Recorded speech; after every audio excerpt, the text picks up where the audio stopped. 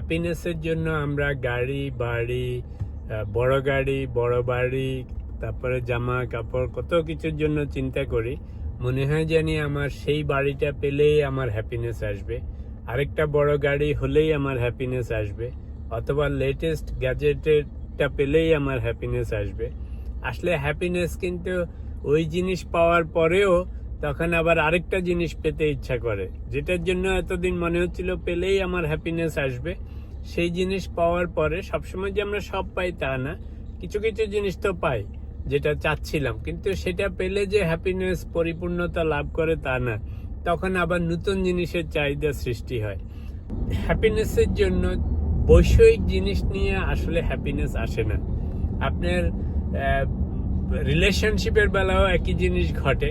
প্রথম মনে হয় জানি টাকা পয়সাওয়ালা জামাই পেলে খুব ভালো হতো, কিংবা খুব সুন্দরী বউ হইলে খুব ভালো হইতো।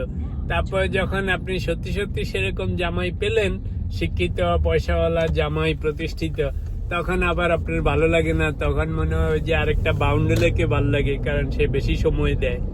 তারপরে যখন সুন্দরী বউ পেলেন, তখন আবার এটাকে ভালো লাগে না, আরেকটাকে ভালো লাগে। অর্থাৎ মানুষের হ্যাপিনেসের কোনো নির্দিষ্ট ডেফিনেশন নাই, নির্দিষ্ট কোনো শেষ নেই। আপনি যা চাইবেন সেটা পাওয়ার পরে আবার নতুন কিছু পেতে ইচ্ছা করে। তো এখন এটা সমাধান কি? একটাই আসলে সমাধান, সেটা হচ্ছে যে যদি হ্যাপি হতে হয় তাহলে আপনার নিজের মনটাকে কাম করতে হবে, ঠান্ডা করতে হবে। অর্থাৎ বৈষয়িক জিনিসের প্রতি অতিরিক্ত নজর দিতে হয় না, বেশি কম্পিটিটিভ হতে হয় না, বেশিরভাগ সময় খালি আরো চাই করে হয় না।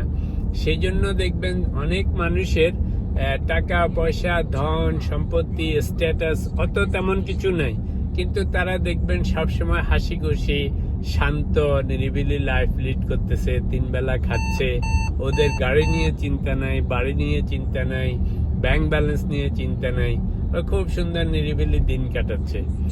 আর আরেক পার্টি আছে দেখবেন যাদের বাড়ি গাড়ি টাকা পয়সা চাকরি সব আছে, কিন্তু তারপরেও সারাক্ষণ শুধু এটা লাগবে ওটা লাগবে, কিংবা যেটা আছে সেটা হারিয়ে যাওয়ার চিন্তা, স্ট্যাটাস চলে গেল কিনা, মানুষের দাম দিল কিনা, এই সমস্ত জিনিস নিয়ে কত টেনশন।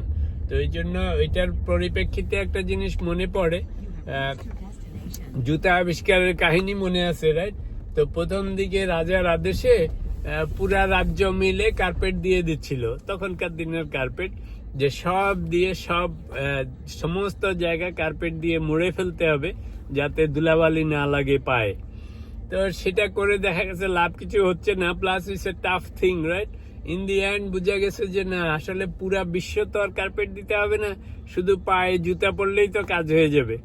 কারণ আপনার পাটা ঢেকে ফেললেই তো সারা দুনিয়ার ধুলা ময়লা কিছু আপনাকে এফেক্ট করবে না। তো হ্যাপিনেসের জিনিসটাও এরকম। আপনি যদি হ্যাপি হতে চান, গাড়ি বাড়ি টাকা পয়সা ব্যাংক ব্যালেন্স চাকরি এত কিছু আসলে লাগে না। আসলে মনটাকে যদি চেঞ্জ করে ফেলা যায়, মনটাকে যদি শান্ত করে ফেলেন, দেখবেন যে সব হ্যাপিনেস ইজ দেয়ার। তো সেই জন্য অতীতের জন্য রিগ্রেট করার কোনো দরকার নেই, ভবিষ্যতের জন্য তো টেনশন করার কিছু নাই। তারপরে চাকরি চলে গেলে কি হবে, ব্যাংক ব্যালেন্স কমে গেলে কি হবে, বাড়ি গাড়ি চলে গেলে কি হবে, এইসব নিয়ে টেনশন করার কোনো কারণ নেই। What ever we have, just let's be peaceful. মনটাকে শান্ত করে ফেললেই দেখবেন যে সারা বিশ্বের সমস্ত শান্তি হ্যাপিনেস ইজ দেয়ার।